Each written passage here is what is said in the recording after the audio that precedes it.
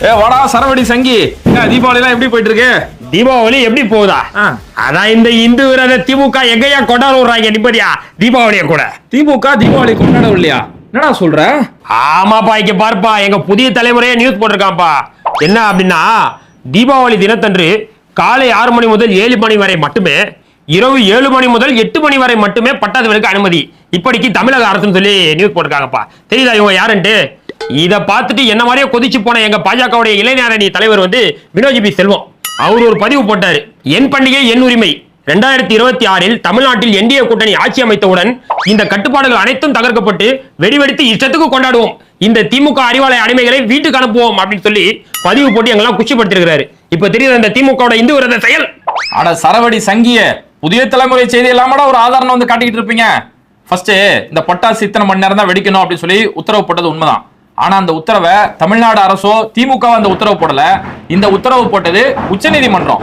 2018 ஒருத்தர் உச்சநீதிமன்றத்தில் போய் ஒரு பொதுநல வழக்கு ஒன்று தாக்கல் செய்யறாரு. இந்த மாதிரி அங்கேயுமே பட்டாசு தயாரிக்க கூடாது, பட்டாசை யாரும் வெடிக்க கூடாதுன்னு சொல்லி உச்சநீதிமன்றத்தில் ஒரு வழக்கு ஒன்று தாக்கல் செய்யறாரு. அப்போ இந்த வழக்கு விசாரிச்ச உச்சநீதிமன்றம் 2018 அக்டோபர் மாசத்துல ஒரு உத்தரவு ஒன்று கொடுக்குறாங்க.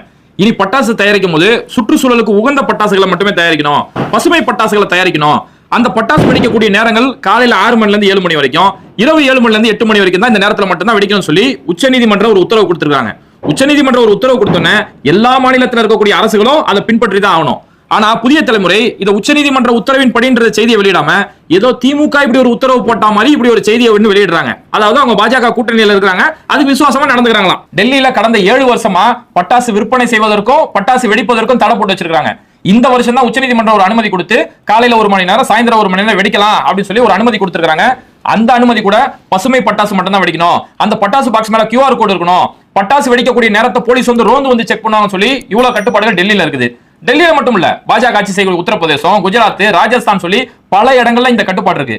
அப்ப தமிழ்நாட்டுல நீங்க ஆட்சி செஞ்சுட்டு வந்தா இந்த கட்டுப்பாடுலாம் நாங்க நீக்கிறோன்றீங்களே, நீங்க ஆட்சி செய்யக்கூடிய டெல்லி, உத்தரப்பிரதேசம், குஜராத்ல இந்த கட்டுப்பாடு இருக்குது, போய் அந்த கட்டுப்பாடுலாம் போய் உடைச்சு வேண்டியதுதானே? யாரும் உங்களை தடுத்தா? ஆனா திமுக அரசு இது உச்சநீதிமன்றத்தோட உத்தரவு அப்படின்றது மக்கள்கிட்ட சொல்லிட்டாங்க. ஆனா அதுக்குன்னு மத்த நேரத்துல யாருமே வெடிச்சிட கூடாது, வெடிச்சவங்களை கைது பண்ணி விட்டுருவோம் அப்படியே சொன்னாங்க.